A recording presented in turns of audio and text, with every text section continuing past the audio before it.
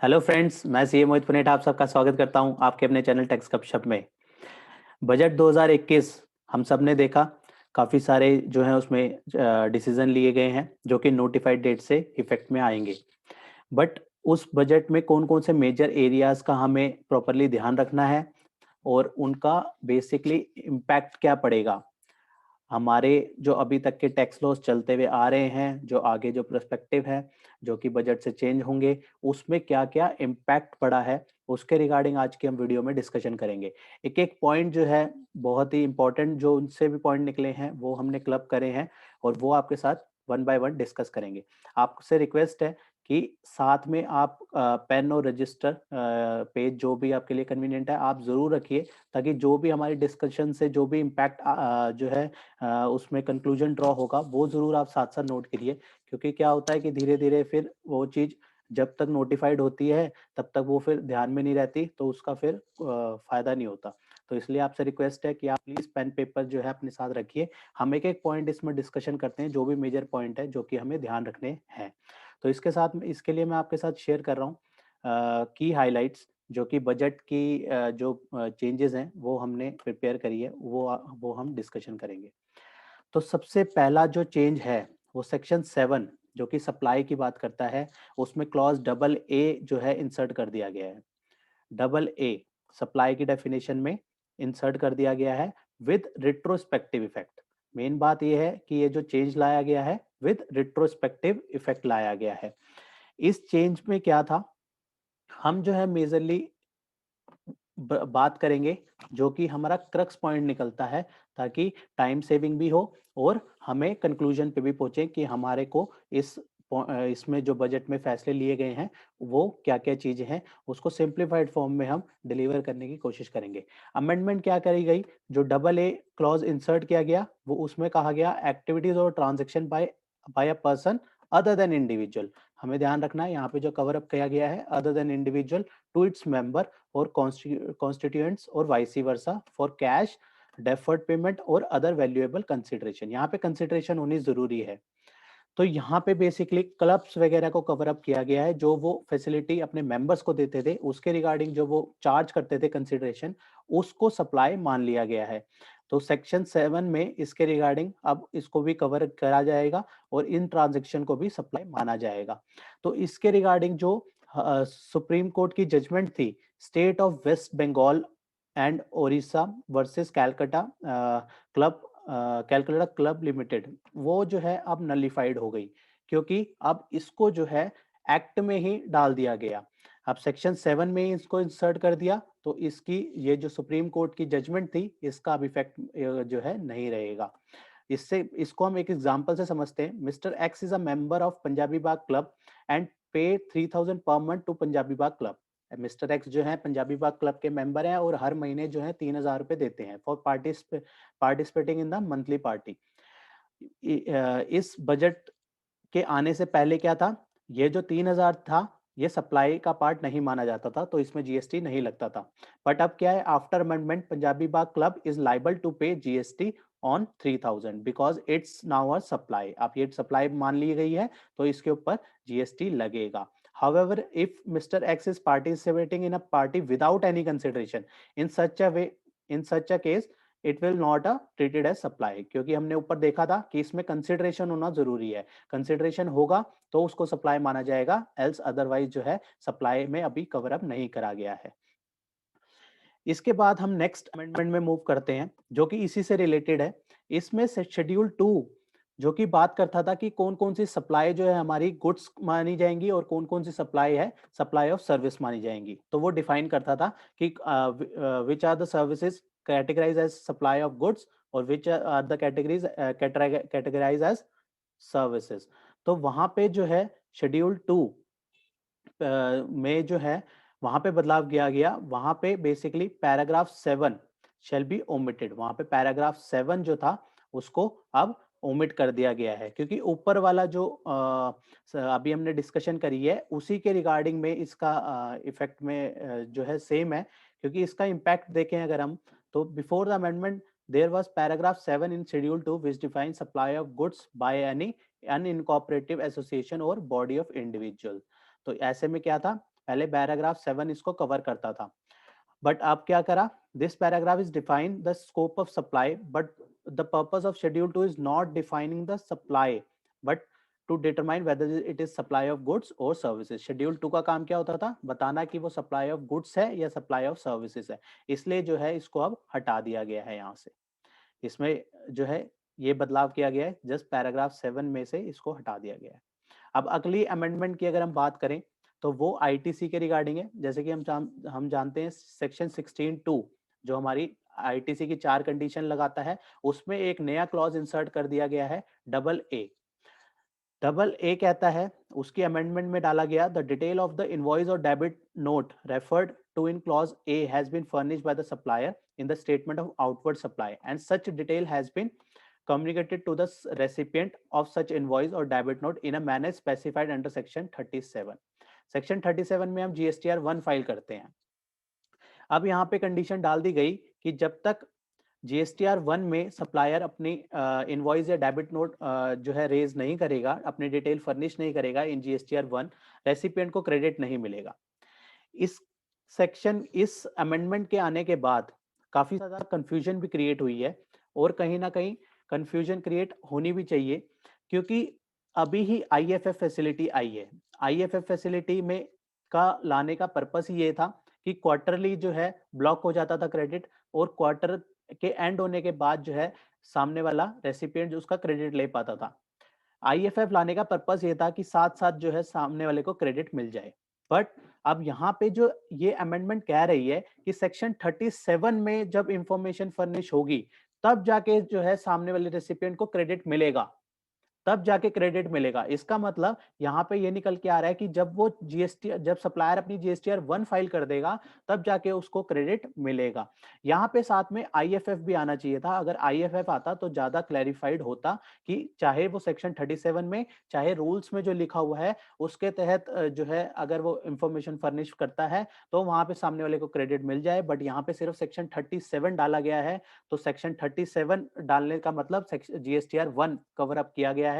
तो यहाँ पे फिर वही प्रॉब्लम क्रिएट होती है कि GSTR 1 जब तक वो फॉर्म जो जिसका क्वार्टरली मोड होगा वो फाइल नहीं करेगा तो क्रेडिट कैसे फ्लो होगा, क्योंकि ये सेक्शन में ही इंसर्ट कर दिया गया है और सेक्शन जो है रूल्स को से ऊपर होता है। तो यहाँ पे सेक्शन में जब ये रिस्ट्रिक्शन डाल दी है तो प्रॉब्लम क्रिएट हो सकती है। तो यहाँ पे गवर्नमेंट को इसको क्लैरिफाई करना चाहिए। इसका इम्पैक्ट क्या पड़ेगा, now we have to check one additional condition. एक कंडीशन और चेक करनी पड़ेगी बिफोर क्लेमिंग आईटीसी। अभी तक 4 कंडीशन सेटिस्फाइड करनी पड़ती थी 16(2) की, अब एक कंडीशन और, अब 5 कंडीशन टोटल हो गई है। If the supply is not showing the invoice और debit note which recipient has in possession as per clause 16(2) clause A in their GSTR 1, which has to be filed by the supplier as per section 37, ITC will not be allowed। ITC तब तक नहीं मिलेगा जब तक वो अपनी GSTR 1 में नहीं डाल देगा। Before amendment, invoice debit note if not uploaded by the supplier not communicated to the recipient as per section 37, ITC may be taken because section 16(2) does not restrict such claim। पहले ऐसी कोई condition नहीं थी, ऐसी कोई restriction नहीं थी तो क्लेम कर सकते थे, बट इस अमेंडमेंट में ये पॉइंट ऐड करने के बाद, ये क्लॉज ऐड करने के बाद जो है रिस्ट्रिक्ट हो जाएगा। जब तक सप्लायर अपनी GSTR 1 फाइल नहीं करता रेसिपिएंट उसका क्रेडिट नहीं ले पाएगा। यहाँ पे हमारा जो व्यू है ये है कि IFF भी आना चाहिए था, अदरवाइज इसका पर्पस जो है डिफीट हो रहा है।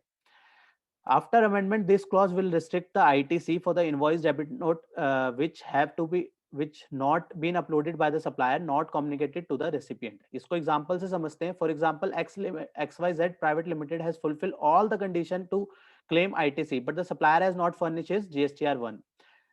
जो है कंपनी जो है सारी कंडीशन सेटिस्फाइड होती है उसकी 16(2) की, लेकिन जो ये नई कंडीशन आ गई ये वाली जो है कंडीशन सेटिस्फाइड नहीं हो रही, क्योंकि सामने वाले ने जो जिससे XYZ ने बाय किया है उसने अपनी GSTR 1 अभी फाइल नहीं करी है। In such a case XYZ private limited is not eligible for the ITC, क्योंकि ये कंडीशन यही कहती है कि जब तक वो फाइल नहीं करेगा तो ITC नहीं मिलेगा। Through this provision to claim ITC will be tough in the coming days and rule 37(4) will be redundant। क्योंकि रूल 36(4) की जो मेन रिलायबिलिटी थी, जो मेन पर्पस था वो अब सेक्शन में ही इनबिल्ट कर दिया गया है, इसलिए रूल 36(4) का जो है अब पर्पस डिफीट हो गया है।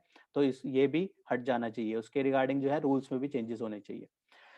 अब नेक्स्ट अमेंडमेंट में मूव करते हैं। ये तो मोस्ट पॉपुलर अमेंडमेंट रही कि 35(5) जीएसटी ऑडिट जो है हट गई है, जीएसटी ऑडिट। लेकिन हमें ध्यान रखना है कि फाइनेंशियल ईयर 1920 की जीएसटी ऑडिट अभी मैंडेटरी है। 28 फरवरी तक हमें वो जीएसटी ऑडिट कंप्लीट करनी है। बहुत ही कम टाइम रह गया है उसके रिगार्डिंग। फाइनेंशियल 1920 की जीएसटीआर और 9C फाइल होनी है।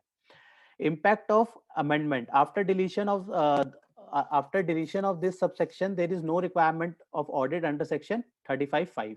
35(5) की ऑडिट जो है जो 9C में फाइल करनी पड़ती थी वो नहीं फाइल करनी पड़ेगी, जो कि जिसकी 9C की लिमिट क्या थी 5 करोड़, जो कि अब जो फाइनेंशियल ईयर 1920 की जो लिमिट है वो 5 करोड़ है। shall get his account audited by the CA or CMA and submit a copy of the audited annual accounts reconciliation and statement under section 44 subsection 2। तो ये जो है हमें इसमें ये ध्यान रखना है बेसिकली कि फाइनेंशियल ईयर 1920 की हमारे को ऑडिट करानी है। वो ऑडिट जो है अभी भी है, लेकिन जब जब ये नोटिफाइड हो जाएंगी अमेंडमेंट तो उस वहां से हमें देखना होगा कि कौन से फाइनेंशियल ईयर से जो है हमारे को ऑडिट नहीं करानी। अब हम नेक्स्ट अमेंडमेंट में मूव करते हैं, सेक्शन 44, जो कि उसी से रिलेटेड है सेक्शन 35(5) से, जहां पे ऑडिट मना करी लेकिन एक नई चीज ऐड ऑन कर दी कि सेल्फ सर्टिफिकेट रिकंसिलिएशन स्टेटमेंट जो है अब फर्निश करनी पड़ेगी टैक्स पेयर को, कि रिकंसिलिएशन स्टेटमेंट फिर भी बनानी पड़ेगी, रिकंसिलिएशन फिर भी बनेगी कि, और साथ में जो है जीएसटीआर 9 जो हम फाइल करते हैं एनुअल रिटर्न, उसके साथ में जो है हमें फाइल करनी होगी सेल्फ सर्टिफाइड रिकंसिलिएशन स्टेटमेंट। वो किस तरीके से होगी, उसका क्या मैनर होगा, क्या फॉर्म होगा, वो जो है प्रिस्क्राइब्ड होगा। यहाँ पे मेंशन किया गया है within such time in such form and manner as may be prescribe. तो बताया जाएगा कि किस तरीके से जो है वो सेल्फ सर्टिफिकेट रिकंसिलिएशन स्टेटमेंट किस तरीके से प्रिस्क्राइब करी जाएगी। तो मेन एरियाज जो है हम कवर अप करते हैं इसमें, ताकि हमें बजट तो हमने देख ही लिया, लेकिन हमें कौन कौन से पॉइंट ध्यान रखने हैं इसमें वो चीज बहुत जरूरी है। मैं होप करता हूं कि जो प्रीवियस हमने डिस्कशन करी है पॉइंट्स ऊपर वो आपने नोट डाउन कर लिए होंगे। तो अब जो है इसमें हमें एक बात और का ध्यान रखना है कि ये जो है इसमें गवर्नमेंट एंटिटीज को जो है एग्जम्पशन दी गई है, provided further that nothing contain in this section shall apply to government, central government, state government, local authorities, क्योंकि जहाँ पे ऑडिट कैग के थ्रू हो रही है, वहाँ controller and audit general of India के थ्रू हो रही है, वहां पे उन लोगों को जो है इसकी रिक्वायरमेंट नहीं है। अब नेक्स्ट अमेंडमेंट में मूव करते हैं हम। इसमें यही सब इम्पैक्ट ऑफ अमेंडमेंट यही सारा है कि जीएसटीआर 9 के साथ हमें 9 और 9C बेसिकली मर्ज कर दी गई है, may be merge and a new form में बी माइट बी गिवन। अब नया फॉर्म हो सकता है आ जाए और इसको मर्ज करके कंक्लूजन निकाला जाए। अब नेक्स्ट अमेंडमेंट जो है वो इंटरेस्ट के रिगार्डिंग है, प्रोवाइजो टू सेक्शन 50 सब्स्टिट्यूटेड। जैसे काफी सारी डिसीजन इसके रिगार्डिंग निकले कि ग्रॉस पे इंटरेस्ट लगना है या नेट पे लगना है, लास्ट में फाइनलाइज हुआ कि नेट पे ही लगेगा।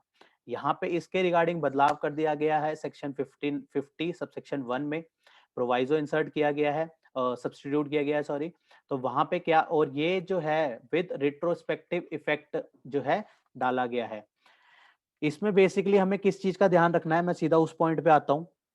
हमें ये ध्यान रखना है कि नेट पे तो लगेगा, नेट पे हमारी जो इंटरेस्ट की लायबिलिटी होगी वो नेट पे लगेगी, लेकिन हमें एक चीज और का ध्यान रखना है, उसको हम एग्जांपल से समझते हैं। उसको एग्जांपल से इस तरीके से समझते हैं कि mister Rahul has a sale of 1 lakh and output tax liability of 18,000। ठीक है, हम मान लेते हैं कि राहुल ने 1 लाख रुपए की सेल करी, 18% के हिसाब से 18,000 रुपए उसका टैक्स बना। While he is having a valid ITC, April month की बात है और उसके पास 20,000 का वैलिड ITC पड़ा था। ठीक है, अब इस केस में उसके पास ITC ज्यादा है, उसका टैक्स पेबल बनेगा नहीं, नेट लाइबिलिटी बनेगी नहीं। ठीक है, तो ऐसे केस में जब भी वो अप्रैल मंथ की रिटर्न फाइल करेगा, उसने अगर अप्रैल मंथ की रिटर्न 20 जुलाई 2021 को भी फाइल करी है, लेट फाइल करी है, तो लेट फी तो लगेगी, उसकी लेट फी तो एप्लीकेबल होगी, लेकिन इंटरेस्ट नहीं बनेगा इस केस में, क्योंकि जो है उसका ITC ऑलरेडी ज्यादा था। लेकिन अगर हम ये देखें यहाँ पे अगर हम दूसरा एग्जांपल समझे, in case he is not liable to pay any interest because there is nil liability in the month of April 2021। अब हमें मेनली ध्यान देना है क्या प्रॉब्लम है और क्या जो है हमें ध्यान में रखना है। Now in the above example, if mister Rahul in the month of April 2021 sale of 1 lakh and the output tax liability 18,000, वो ऊपर वाली बात हो रही है 1 लाख रुपए की अप्रैल मंथ में, अप्रैल 21 की उसकी सेल, और जिस पे लाइबिलिटी उसकी आउटपुट लाइबिलिटी बनी कितनी 18,000 रुपए। But he show such sale in the month of June 21, लेकिन उसने वो सेल ही डेफर कर दी, सेल ही उसने कब दिखाई, जून 2021 में, और उसका आईटीसी भी उसने जो है 20,000 का आईटीसी भी उसने जून 2021 में लिया। इस केस में जो है उसको इंटरेस्ट की लायबिलिटी लगेगी इस मंथ, क्योंकि उसका जो हमने ऊपर एग्जांपल देखा उसमें क्या था, उसका उसने अप्रैल की रिटर्न लेट फाइल करी थी, उसने सेम मंथ की रिटर्न लेट फाइल करी थी, उसकी लेट फी लगेगी लेकिन इंटरेस्ट नहीं लगेगा। यहां पे उसने क्या किया कि अपनी जो अप्रैल की जो सप्लाईज थी वो जून मंथ में डिक्लेयर करी, जून मंथ में, और उसका आईटीसी भी जून मंथ में लिया, लेकिन उसने 2 महीने में अपनी लाइबिलिटी जो है डेफर करी, तो वहां पे उसका इंटरेस्ट 18,000 के ऊपर जो है उसका इंटरेस्ट लगेगा। यहाँ पे यही बात कही गई है, in such a cases there is no liability paid through cash ledger. ठीक है, लाइबिलिटी तो यहाँ पे भी पे नहीं होगी क्योंकि उसने आउटपुट लाइबिलिटी भी 18,000 की जून में डाली और आईटीसी भी जून में लिया, तो उसकी नेट लाइबिलिटी तो बनेगी नहीं। ठीक है, but interest will be leviable, ये सबसे इंपॉर्टेंट पॉइंट है, इसमें हमें ध्यान रखना है, लेकिन इंटरेस्ट इस केस में लगेगा क्योंकि अप्रैल की जो लाइबिलिटी थी, अप्रैल की जो सप्लाई थी उसने जून मंथ में फाइल करी है। ठीक है, इसका ध्यान रखना है, इसलिए मैंने इसको थोड़ा सा ज्यादा एम्फेसिस दिया क्योंकि ये बहुत ही बढ़िया क्लैरिफिकेशन है, हमें बहुत ही ध्यान में रखना है दोनों अलग अलग केस जो हमने देखे। अगर वो अप्रैल की रिटर्न लेट फाइल करता है लेकिन अप्रैल की ही में ही डिक्लेयर करता है तो उसकी लेट फी लगेगी लेकिन इंटरेस्ट नहीं लगेगा। लेकिन वाइस वर्सा दूसरा केस में उसने अपनी अप्रैल मंथ की रिटर्न में जो सप्लाई दिखानी थी वो जून मंथ में दिखाई, तो उसका अगर आईटीसी ज्यादा होगा तो भी उसका इंटरेस्ट लगेगा। अब हम नेक्स्ट अमेंडमेंट में मूव करते हैं। नेक्स्ट अमेंडमेंट में मूव है, इसमें हम सारी अमेंडमेंट में नहीं ले रहे, इसमें मेन अमेंडमेंट ही हमने नोट डाउन करी है, तो ताकि टाइम भी आपका सेव हो और जो है मेन जो क्रक्स जो हमें ध्यान रखना है वो हमें ध्यान रहे। बजट हम सब देख चुके हैं, आपने भी देख लिया होगा, एज अ प्रोफेशनल भी देख लिया, क्लाइंट्स ने भी देख लिया, लेकिन क्या क्या पॉइंट ध्यान में रखने हैं ये आज की वीडियो में हमने कवर अप करना है, और इसको प्लीज नोट डाउन कीजिएगा। अदरवाइज क्या होगा, अभी हम देख रहे हैं तो हमें ध्यान में रहेगा, थोड़े टाइम में फिर सब रह जाएगा, इसलिए जो इंपॉर्टेंट पॉइंट्स हैं प्लीज नोट डाउन कीजिए। और ये जो शीट है मैं आपके साथ शेयर कर दूंगा, जिसको भी चाहिए आप जो है कमेंट बॉक्स पे मेंशन कर दीजिए या फिर आप मेल कर दीजिए techsgupshup@gmail.com पे। आप हमारे टेलीग्राम चैनल से भी इसको डाउनलोड कर सकते हैं, आप टेलीग्राम में सर्च कीजिएगा टेक्स गपशप, वहां पे आपको हमारा टेलीग्राम चैनल मिल जाएगा, वहां पे उसको ज्वाइन करके आप वहां से भी इसको रेफर कर सकते हैं। इसमें मेन पॉइंट्स डाले हैं और किस तरीके से जो है अमेंडमेंट का क्या क्या इम्पैक्ट है वो डाला गया है। अब नेक्स्ट हम मूव करते हैं सेक्शन 74। सेक्शन 74 में बेसिकली क्या बदलाव करा गया, वहां पे जो सेक्शन 112 115 सॉरी 125 129 130 में से जो है सेक्शन 130 और 129 और 130 को जो है हटा दिया गया है। इसको हम एग्जाम्पल से समझेंगे क्योंकि हमने अमेंडमेंट सारी देख ली है, लेकिन हमें ध्यान क्या रखना है वो चीजें जो है मेन है। इम्पैक्ट ऑफ अमेंडमेंट में देख लेते हैं कि एग्जाम्पल से अगर हम बात करें कि मिस्टर ए मेन पर्सन है और जो है अदर पर्सन कौन कौन से हैं, बी और सी। तो मिस्टर ए के ऊपर जो है पेनल्टीज वगैरह जो है उसको प्रोसीडिंग वगैरह हुई अंडर सेक्शन 74, और बी और सी के ऊपर जो पेनल्टी लगी अंडर सेक्शन 122 125 129 और 130। होता क्या था कि जब मेन पर्सन के ऊपर सेक्शन 74 की प्रोसीडिंग खत्म हो जाती थी तो कोरस्पॉन्डिंग जो ऑल अदर पर्सन होते थे उसके ऊपर भी जो है कंक्लूजन मान लिया जाता था और पेनल्टी जो है फिर लेविएबल नहीं होती थी। इसमें चेंज क्या करा गया, इसमें सेक्शन 122 और 125 तक सेम रहने दिए, लेकिन 129 और 130 जो है वो उनको हटा दिया गया। मतलब कंक्लूजन ये निकलेगा, अगर 70 मेन पर्सन के ऊपर 74 की उसने पेनल्टी पे कर दी और वो बाहर हो गया, तब भी जो है 129 और 130 जो कि मेनली हमारी बात करता है सीजर और कन्फिस्केशन की बात करता है, उसकी पेनल्टी फिर भी लेविएबल रहेगी। इसको अगर हम एग्जांपल से समझे तो हमने एक एग्जांपल भी इसके ऊपर लिया होगा, यहाँ पे हम एग्जांपल देखते हैं। Mister Y main person is registered dealer and facing a demand order under section 74। ठीक है, अब मिस्टर रामू अदर पर्सन वो इज अ ड्राइवर और transporter has facing demand order under section 129। इसके ऊपर सर्च सीजर वगैरह की प्रोसीडिंग इनिशिएट हो गई, कन्फिस्केशन की प्रोसीडिंग इनिशिएट हो गई मान लेते हैं। जो मेन पर्सन था, जैसे कि काफी केसेस में देखा गया कि किसी ने अपने ड्राइवर के नाम पे, किसी अपने हेल्पर के नाम पे जो है बिलिंग वगैरह रेज करी, उनके नाम पे जीएसटी नंबर लेके, तो उन चीजों को जो है यहाँ पे मेनली कवर अप करा गया। तो ऐसे केसेस में जो मिस्टर रामू जो कि उसका ड्राइवर है, इस केस में हमारे एग्जांपल में मेन पर्सन कौन है, मिस्टर वाई, और उसका ड्राइवर है मिस्टर रामू। तो ऐसे केसेस में जो उसके ऊपर प्रोसीडिंग होगी, अगर 74 में उसने अपनी पेनल्टी पे भी कर दी, तो भी जो है अदर पर्सन की लाइबिलिटी फिर भी स्टैंड रहेगी। Now department is closing the inquiry against mister Y. Mister Y ने इंक्वायरी क्लोज हो गई क्योंकि उसने अपनी पेनल्टी पे कर दी under section 24। What happened about inquiry against Ramu before amendment? Amendment से क्या पहले क्या था? All proceeding under section 129 will be concluded. क्योंकि 74 की क्लोज हो गई तो 129 की भी ऑटोमेटिकली क्लोज हो जाती थी, लेकिन अब क्या होगा? After amendment proceeding against Ramu will be continued under section 129। जो है, जो अदर पर्सन की जो प्रोसीडिंग है फिर भी कंटिन्यूड रहेगी। तो ये इसमें मेनली जो है चेंज किया गया है। हम मेन पॉइंट्स जो है उसको मैं हाईलाइट कर रहा हूँ ताकि वो ध्यान में रहे कि क्या क्या चेंजेस इसमें करे गए हैं। नेक्स्ट अमेंडमेंट में हम देख मूव करते हैं और उसको बहुत ही ध्यान से समझेगा, बहुत ही मेजर जो है ये अमेंडमेंट है, और इसका इम्पैक्ट जो है ये जो नई क्लैरिफिकेशन डाली गई है, सॉरी नई एक्सप्लेनेशन डाली गई है, इसकी क्लैरिफिकेशन बहुत जरूरी है। अगर इसको क्लैरिफाई ना किया गया तो बहुत सारे इशू रेज हो सकते हैं, बहुत सारी प्रॉब्लम्स क्रिएट हो सकती हैं, और काफी सारे लोगों को नोटिस आ सकते हैं। इसके अगर हम कंक्लूजन पार्ट में चलें तो बेसिकली इसमें जो है सेल्फ असेसमेंट टैक्स जीएसटीआर 1 को में इंक्लूड किया गया है, यहाँ पे किया गया for the purpose under this section self assessment tax shall include the tax payable in respect of outward supply under section 37। Under section 37 कौन सी रिटर्न है? जीएसटीआर 1।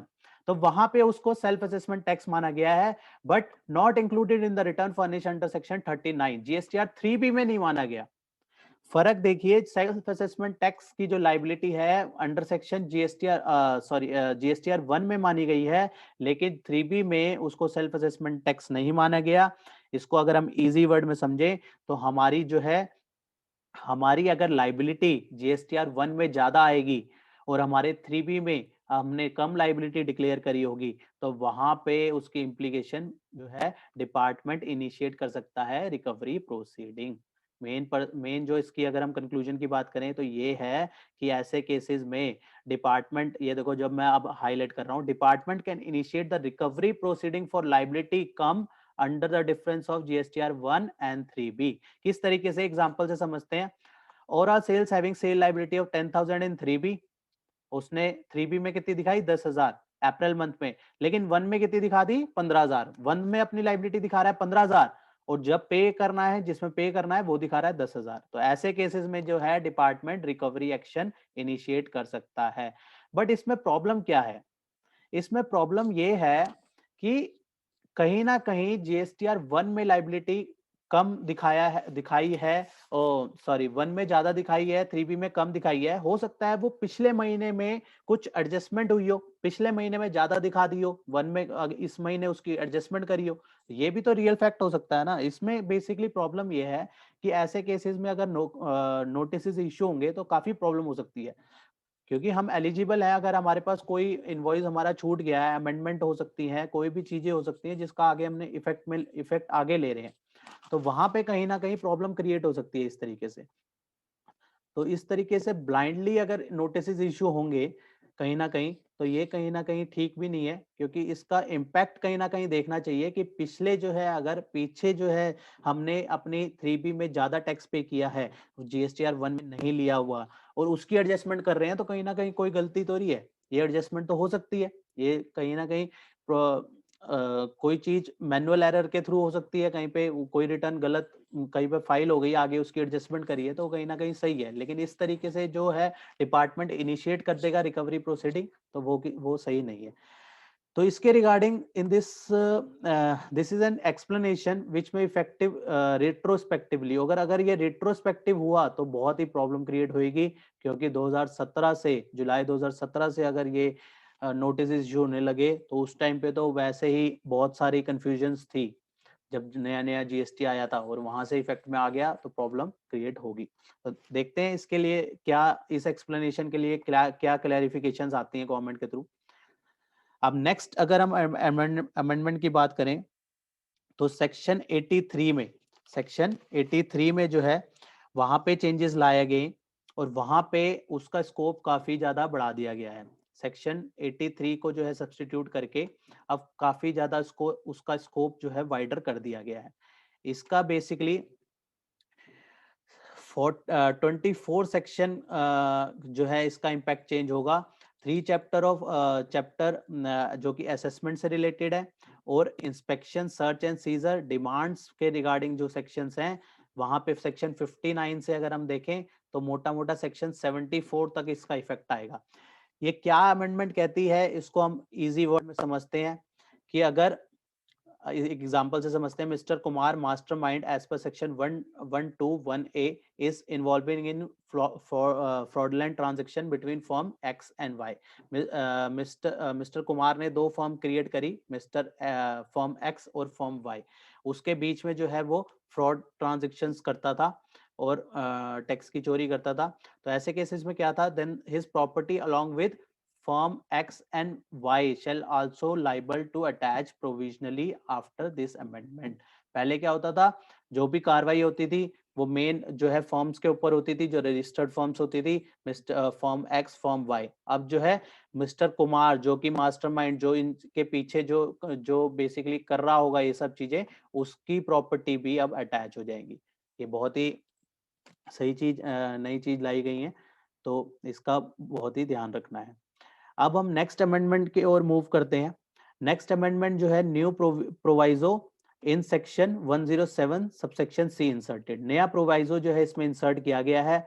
नया प्रोवाइजो बेसिकली इसमें कुछ मेजर पॉइंट नहीं है, इसमें 10% जो हमें प्री डिपॉजिट करना पड़ता था अपील फाइल करने से पहले, उसको उसकी लिमिट बढ़ा के उसको 25% कर दिया। 25% ऑफ द पेनल्टी जो है हमें प्री डिपॉजिट करना पड़ेगा। आइए देख लेते हैं। Amendment provided that no appeal shall be filed against an order under subsection 3 of section 129 unless a sum of 25% of the penalty has been paid by the applicant। पहले ये जो लिमिट थी ये 10% की होती थी, इसको जो बढ़ा के जो है अब इसको 25 कर दिया गया। यहाँ पे लिखा हुआ है before the amendment pre deposit of 10% is required to be paid for filing appeal। After the amendment, in case of detection or search of goods and release thereof, the amount of pre-deposit of 25% of the penalty। अब जो है limit बढ़ा के इसको 25% कर दिया गया है।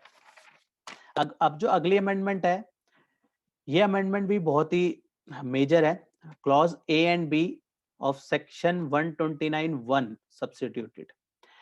इसको हम समझेंगे मोस्टली मोटा मोटा 4 पार्ट में। इसको हम समझेंगे मोटा मोटा 4 पार्ट में, जहां पे अमेंडमेंट करी गई on payment of penalty equal to 200% of the tax payable of such goods. जहां पे टैक्सेबल गुड्स होंगे वहां पे 200% जो है पेनल्टी रेज होगी टैक्सेबल गुड्स के केस में। और अगर गुड्स जो है एग्जेम्प्टेड गुड्स हैं, अगर अब हम सेकंड पार्ट में बात कर रहे हैं, पहले हमने देखा जहां पे पेनल्टी लगेगी 200% ऑफ द टैक्स पेबल, और सेकंड में एग्जेम्प्टेड गुड्स हैं तो वहां पे कितनी, equal to 2% of the value, जो उसकी वैल्यू होगी उसका 2%, और 25,000 rupees whichever is less. तो इतनी पेनल्टी लगेगी एग्जेम्प्टेड केस में, कितनी, 2% और 25,000 विच एवर इज लेस। ये कब एप्लीकेबल होगा, जब ऑनर जो है खुद आएगा अपना माल छुड़ाने। अगर माल उसका जब्त हो गया ऐसे केस में वो खुद जाता है तो हमारी ये वाली लिमिट एप्लीकेबल होगी। पहली कौन सी हमने देखा, जहां पे 200% ऑफ द टैक्स पेबल, और अगर एग्जेम्प्टेड गुड्स है तो 2% ऑफ द वैल्यू और 25,000 विच एवर इज लेस। अब हम वो दो केस देखेंगे जहां पे वो खुद नहीं जाता, उसके अलावा कोई ऑनर की जगह कोई और पर्सन जाता है जो है माल छुड़ाने के लिए। तो ऐसे केस में उसमें कितनी पेनल्टी लगेगी? 50% of the value of goods, 50% of the value of goods और 200% ऑफ द टैक्स। हमें लिमिट ध्यान रखनी है, 50% of the value of goods, 200% of the tax payable, whichever is higher, जो भी इनमें से ज्यादा होगा। और दूसरे केस में हम देखेंगे एग्जेम्प्टेड गुड्स के बारे में, और एग्जेम्प्टेड गुड्स में लिमिट क्या रहेगी? 5% of the value, 5% of the value और 25,000 विच एवर इज लेस। इसमें बेसिकली सेम है, जो वहां पे ऊपर देखा था हमने 2% ऑफ द वैल्यू थी, यहाँ पे 5% ऑफ द वैल्यू और 25,000 विच एवर इज लेस। तो हमें इसको अगर हम 4 पार्ट में कवर अप करें तो इसके इम्पैक्ट पार्ट में आते हैं हम। तो यहाँ पे हम 4 पार्ट में करेंगे। केस 1 में देखेंगे जहां पे ऑनर कम फॉरवर्ड, जहां पे ऑनर खुद आता है, वहां पे टैक्सेबल गुड्स है। तो क्या लिमिट देखी हमने? पेनल्टी लगेगी 200%। पहले कितनी थी? 100%। पहले थी 100% of the tax and 100% penalty. अब क्या है? 200% of the tax payable. Exempted goods की बात होगी तो उस केस में कितनी पेनल्टी है? 2% of the value of goods और 25,000 विच एवर इज लेस। ये सेम है, इस लिमिट में कोई चेंज नहीं आया। जो चेंज आया बेसिकली वो पहले केस में आया, penalty of 200 of the tax payable. A वाले पार्ट में स्क्रीन में आप देख रहे होंगे, केस 1 के ए पार्ट में यहाँ पे लिमिट चेंज हुई करी गई है। केस 2 में अगर हम देखें तो केस 2 में in case of taxable goods penalty 20% of the value of goods और 200% of the tax payable whichever is higher, जो भी इनमें से ज्यादा होगी। Earlier the limit was tax plus penalty at the rate 50% reduce by the tax amount already paid. तो पहले इसमें भी लिमिट जो थी applicable tax plus penalty at the rate 50% reduce by tax थी। अब जो उसको चेंज करके कर दिया गया penalty 50% of the value of goods और पेनल्टी 200% टैक्स पेबल। तो यहाँ पे इन दोनों केस 1 के ए पार्ट में और केस 2 के सी पार्ट में जो है बदलाव करे गए। एग्जेम्प्टेड गुड्स जो है उसमें कोई चेंज नहीं किया गया। एग्जेम्प्टेड गुड में सेम है, यहाँ पे 5% of the value of goods और 25,000 विच एवर इज लेस। ऊपर जो था वहां पे था 2% of the value of goods, 25,000 which ever is less. यहाँ पे कोई बदलाव नहीं किया गया, बदलाव करा गया केस 1 के ए पार्ट में, केस 2 के सी पार्ट में। अब हम नेक्स्ट अमेंडमेंट में मूव करते हैं। नेक्स्ट अमेंडमेंट में अगर हम देखें तो वहां पे जो है सेक्शन 129(2) जो है उसको हटा दिया गया है। और अर्लियर प्रोविजन तो जो था सेक्शन 129(2) जो कि सिमिलर था सेक्शन 69(6) से। 69(6) जो है बेसिकली का बात करता था प्रोविजनल रिलीज के बारे में। वहां पे क्या होता था? एग्जीक्यूशन बॉन्ड और सिक्योरिटी के थ्रू जो है गुड्स जो है रिलीज करा लिए जाते थे। Goods seized shall be released on a provisional basis. Provisional basis पे बॉन्ड के थ्रू या फिर सिक्योरिटी के थ्रू जो है रिलीज करा लिए जाते थे। लेकिन अब क्या होगा? इस तरीके की कोई चीज नहीं है। अब बजट इसके अमेंडमेंट आने के बाद, नोटिफाई होने के बाद जो है इस तरीके की एप्लीकेबिलिटी नहीं रहेगी। तो अब जो है after amendment section 129(2) deleted, its mean goods so seized will not be released on a provisional basis. Bond और सिक्योरिटी के थ्रू जो है रिलीज नहीं होगा। अगली अमेंडमेंट की बात करें, इसको मैं इजी वर्ड में अगर हम समझने की कोशिश करें तो यहाँ पे बेसिकली जब प्रॉपर ऑफिसर इशू करता था नोटिस एसएससी को, ठीक है, ऑफ पेनल्टी, किस केसेस में? जब वो नोटिस इशू करता था सीजर के रिगार्डिंग, तो वहां पे क्या होता था? इसमें क्या था? विद इन 7 डेज जो है वो शोकोज नोटिस देता था, ठीक है, पेनल्टी टैक्स प्लस पेनल्टी का। और उसके बाद 7 दिन के अगले 7 दिन पे वो क्या करता था? उसका ऑर्डर पास कर देता था डिमांडिंग जो है उसके टैक्स और पेनल्टी का की डिमांड का। पहले टैक्स और पेनल्टी की डिमांड का शोकोज नोटिस आता था, फिर अगले 7 दिन में जो है उसका ऑर्डर आ जाता था। अब क्या बदलाव किया गया इसमें? जो पेनल्टी की टैक्स प्लस पेनल्टी था उसकी जगह सिर्फ अब पेनल्टी रखा गया है, यहाँ पे टैक्स पोर्शन को हटा दिया गया है। The proper officer detaining the goods और conveyance shall issue a notice within 7 days, जो अभी हमने बात करी, of such deduction, specify the penalty payable thereafter. अब यहाँ पे सिर्फ वर्ड पेनल्टी है। अब जो शोकोज नोटिस देगा वो भी पेनल्टी का देगा। उसके बाद pass an order within a period of 7 days from the service of such notice. Show cause notice के बाद 7 दिन के अंदर जो है वो ऑर्डर पास कर देगा for the payment of penalty. यहाँ पे भी अब पेनल्टी ही रखी गई है, अब यहाँ पे टैक्स पेमेंट बेसिकली हटा दी गई है, कोई मेजर चीज नहीं है। बस ये हमें ध्यान रखना है कि पहले टैक्स प्लस पेनल्टी था, अब जो है सिर्फ पेनल्टी है। तो इसका इम्पैक्ट भी देख लेते हैं। After amendment, after amendment, time period 7 days for issue of notice for the detention and seizure shall be given, and order shall be passed within 7 days of the of service of notice before the amendment. The word written specify the tax and penalty. पहले जो था tax and penalty था, अब जो है सिर्फ penalty है। अब हम नेक्स्ट अमेंडमेंट में अगर मूव करें तो नेक्स्ट अमेंडमेंट भी बेसिकली बिल्कुल सेम इफेक्ट लिया गया है। नेक्स्ट अमेंडमेंट में भी यही है, 129(4) को चेंज करा गया। यहाँ पे भी जो वर्ड था नो टैक्स एंड पेनल्टी था, वहां पे सिर्फ नो पेनल्टी लिख दिया गया है, टैक्स और इंटरेस्ट को हटा दिया गया है। यहाँ पे भी क्या इफेक्ट आएगा, before amendment no tax and penalty, after amendment no penalty. इसका मतलब क्या रहा, tax and interest shall not be demanded after amendment. बाद में जो है सिर्फ पेनल्टी की डिमांड रेज करी जाएगी और टैक्स और इंटरेस्ट की डिमांड नहीं रहेगी। अब हम नेक्स्ट अमेंडमेंट में अगर मूव करते हैं, नेक्स्ट अमेंडमेंट में अगर हम देखें तो उसमें प्रॉपर ऑफिसर ऑर्डर पास करता था एसएससी को, पेनल्टी रेज करता था, और विद इन 15 डेज, पहले क्या था, विद इन 14 डेज जो है उसको उसका रिप्लाई करना पड़ता था एसएससी को, टैक्स पेयर को उसका रिप्लाई करना है। अदरवाइज उसके बाद क्या होता था, shall be liable to sold, और उसमें क्या होता था, कन्फिस्केट कर लेता था। उसके बाद प्रॉपर ऑफिसर उसको कन्फिस्केट कर लेता था। इसमें क्या बेसिकली चेंजेस करे गए, इसके क्रक्स पार्ट में ही चलते हैं। इसमें चेंजेस ये करे गए कि 14 दिन की जगह अब 15 दिन के अंदर उसको रिवर्ट करना है। 15 दिन के बाद जो है प्रॉपर ऑफिसर उसको सेल भी कर सकता है, सोल्ड भी कर सकता है, और उसके कन्वेंस को जो है डिस्पोज ऑफ भी कर सकता है। इसमें साथ में एक प्रोवाइजो भी इंसर्ट किया गया। प्रोवाइजो में जो है कन्वेंस को जो है रिलीज कर देंगे, कन्वेंस को रिलीज कर देंगे। किस केस में रिलीज करेंगे, अगर उसकी वो पेमेंट कर देता है, अगर उसकी पेमेंट कर देगा, पेमेंट किसकी, पेनल्टी की, या फिर पेनल्टी और 1 lakh which ever is less कि वो पेमेंट कर देगा। और यहाँ पे जो 15 दिन का टाइम है उसको रिड्यूस कर सकते हैं, उसका 15 दिन का टाइम जो है रिड्यूस कर देंगे अगर गुड्स जो है वो पेरिशेबल नेचर या फिर हैजर्डियस नेचर के होंगे। तो ऐसे केस में उसका टाइम पीरियड 15 के जो उसको टाइम पीरियड स्पेसिफाई किया गया है उसको कम कर दिया जाएगा। इसको आइए हम एक बार ओवरव्यू भी कर लेते हैं इसका। Earlier the provision was such that if the penalty and tax is not paid with in the 7 days of the seizure, अगर 14 दिन के अंदर पे नहीं किया जाता तो वहां पे seized good retained conveyance were liable to be confiscate under section 130। पहले क्या होता था, कन्फिस्केट कर लिया जाता था। अब क्या है, after the amendment if the penalty is not paid by the with in the 15 days of the demand order, 15 दिन, पहले था 14 दिन, अब है 15 दिन।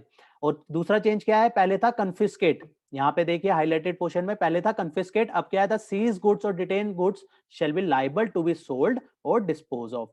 ठीक है, वो गुड्स को सेल कर सकता है, कन्वेंस को डिस्पोज ऑफ कर सकता है, लेकिन अगर ट्रांसपोर्टर उसको रिलीज कराना चाहे अपना कन्वेंस तो वो ऐसे केस में वो पेनल्टी दे सकता है, पेनल्टी दे देगा या फिर 1 लाख रुपए का फाइन दे देगा। तो उस केस में जो है उसका विच एवर इज लेस, इनमें से जो भी पेनल्टी और 1 lakh which ever is less जो है ट्रांसपोर्टर जो है अपना कन्वेंस छुड़ा सकता है। और हमने दूसरी बात ध्यान रखी कि अगर गुड्स का टाइम जो है वो कम भी कर सकता है, the time period of 15 days may be reduce. तो ये इसमें हमें 3 बातों का मेनली ध्यान रखना है। क्या क्या 3 बातें हैं, 14 दिन की जगह 15 दिन कर दिए, दूसरा कन्फिस्केट की जगह सोल्ड हो सकती हैं या फिर डिस्पोज ऑफ हो सकती हैं, और तीसरा हमें क्या देखा, ध्यान रहा कि 15 दिन का टाइम जो है प्रॉपर ऑफिसर कम कर सकता है। तो ये मेजरली इसमें चेंजेस थे। अब हम नेक्स्ट अमेंडमेंट में मूव करते हैं। नेक्स्ट अमेंडमेंट में कुछ खास नहीं था, इसमें कुछ खास नहीं है, इसमें जस्ट यही है कि यहाँ पे जो है जैसे अभी हमने पहले देखा कि पेनल्टी का पोर्शन इसमें चेंज कर दिया गया है। इसमें अब पेनल्टी जो है पेनल्टी अंडर सेक्शन 130 सबसेक्शन 2 जो है पेनल्टी लगेगी 100% ऑफ द टैक्स पेबल। पहले जो पेनल्टी थी वो एज पर सेक्शन 129(1) लगती थी, अब इसको चेंज करके penalty equal to 100% of the tax payable कर दिया गया। इसमें कोई मेजर चेंज नहीं है, इसलिए इसमें हम ज्यादा अपना टाइम जो है वेस्ट नहीं करते हुए आगे बढ़ते हैं। आगे ये जो है ये भी एक छोटी सी अमेंडमेंट है, लेकिन इसको भी ध्यान में रखना है कि 151 में क्या था कि कमिश्नर जो है वो इंफॉर्मेशन जो मांगता था कमिश्नर और an officer authorized by him may by an order direct any person to furnish information relating to any manner as may be dealt in with the connection with this air। वहां पे information, यहाँ पे जो पहले जो word था वो वहां पे स्टैटिक्स वगैरह वो मांगता था। ऐसे केसेस में अब उसको यहाँ पे इसका इम्पैक्ट देखिए, the word static has been remove, यहाँ पे स्टैटिस्टिक्स की जगह जो है इंफॉर्मेशन हैज बीन सब्स्टिट्यूटेड। यहाँ पे जस्ट एक वर्ड चेंज किया है, स्टैटिक की जगह वो इंफॉर्मेशन जो है वो प्रॉपर ऑफिसर मांग सकता है। तो ये सीजीएसटी एक्ट के जो है मेजरली यही सारे चेंजेस थे जो हमें मेनली ध्यान रखने हैं। जो ये हाईलाइटेड पोर्शन जो कर रहा हूँ ना, ये ध्यान रखना है और इसकी हो सके तो प्लीज आप नोट डाउन जरूर कीजिए, अदरवाइज ये ध्यान में नहीं रहेंगे। अभी तो ध्यान में है। और जो इसकी अगर आपको कॉपी चाहिए तो प्लीज आप टेलीग्राम चैनल से डाउनलोड कर दें या फिर हमें आप मेल कर दीजिए techsgupshup@gmail.com पे। नेक्स्ट हम अब एक आईजीएसटी की जो एक काफी ज्यादा इंपॉर्टेंट अमेंडमेंट, सीजीएसटी की एक्ट में यही मेजर अमेंडमेंट्स थी और जो उसके मेन इम्पैक्ट्स थे वो हमने साथ में डिस्कस किए। अब हम आईजीएसटी एक्ट में जो चेंजेस आए हैं उसको भी एक बार देख लेते हैं। इसका जो मेजर चेंज है वो सेक्शन 16 में, सेक्शन 16 में चेंज जो कि जीरो रेटेड की बात करता है, जीरो रेटेड सप्लाई के बारे में जो बात करता है, उसमें जो है चेंजेस करे गए।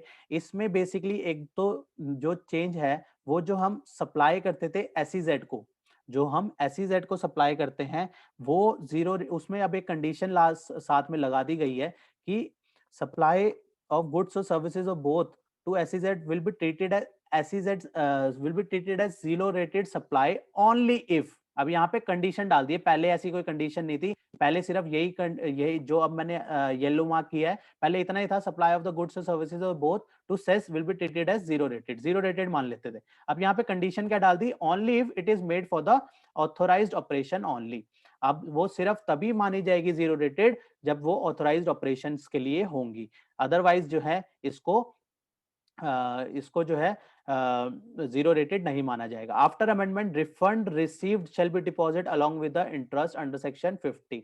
एक दूसरा जो इसमें बदलाव किया गया, पहला हमने देखा कि एसईजेड को जो सप्लाई होगी वो जीरो रेटेड तभी मानी जाएगी जब वो ऑथराइज्ड ऑपरेशन के लिए होंगी। अब हम पार्ट 2 में आते हैं। पार्ट 2 में रिफंड जो भी रिसीव हुआ होगा वो हमें वापस करना होगा अलोंग विद इंटरेस्ट। अगर उसकी सेल प्रोसीडिंग जो हमने एक्सपोर्ट किया होगा उसको हमने जीरो रेटेड मान लिया, उसका रिफंड भी ले लिया हमने, अगर मान लेते हैं, तो ऐसे केस में उस केस को अगर उसकी सेल प्रोसीडिंग जो है नहीं आई, कब तक नहीं आई, within 30 days after the expiration as per the FEMA act जो टाइम पीरियड प्रिस्क्राइब करता है, उसके 30 दिन के अंदर जो है अगर सेल प्रोसीडिंग नहीं आई तो जो हमने रिफंड लिया है वो विद इंटरेस्ट जो है वापस करना होगा।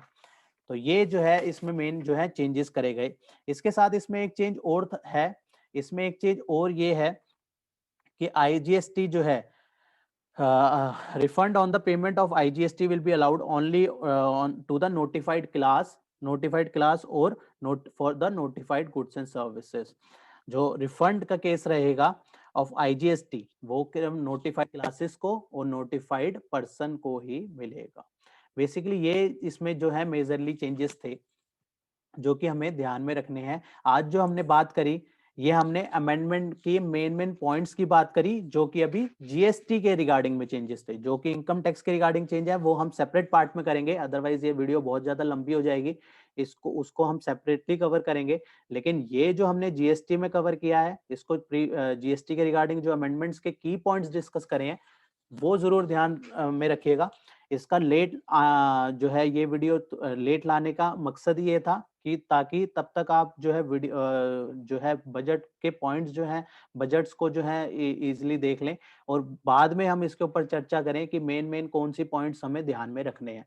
तो होप आपने ये सारे नोट डाउन किए होंगे और इसके रिगार्डिंग फर्दर आपका क्या व्यू है। और जो हमने अभी उसकी बात करी थी कि सेक्शन 16(2)(a) के रिगार्डिंग जो जहाँ पे जीएसटीआर 1 में जो है डाला जाएगा तो ही जाके रेसिपिएंट उसका क्रेडिट ले पाएगा।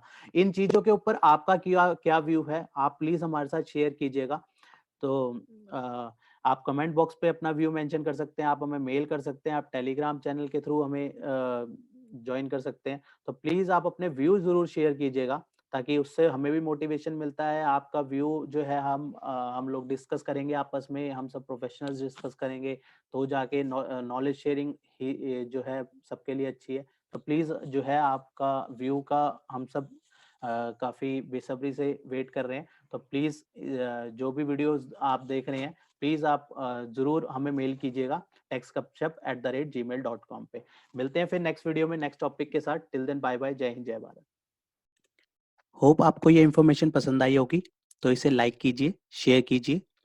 रेगुलर अपडेट्स के लिए आप हमारे चैनल को सब्सक्राइब करें, नोटिफिकेशन बेल आइकन को प्रेस करना ना भूलें, ताकि जैसे ही नया अपडेट डालें आपको वो इमीडिएटली मिल जाए। Thanks for watching.